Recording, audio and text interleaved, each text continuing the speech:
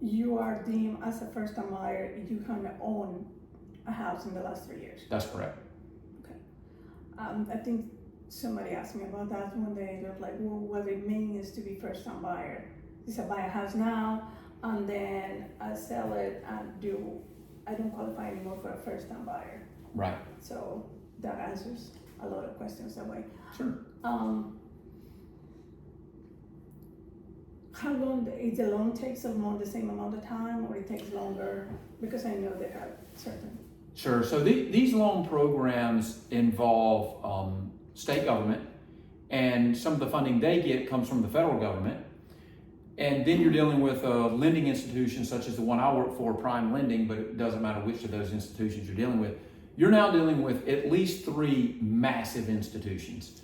Anytime we're involving, big institutions, the paperwork's more intense, the number of people you have to deal with is more intense, the time frame generally is a longer time frame.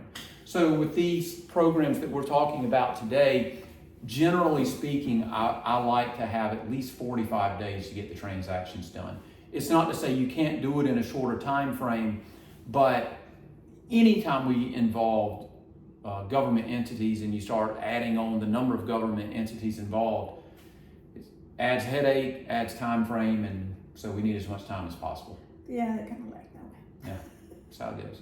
With the last program that you were saying, it was called what? Their HFA program. Yeah.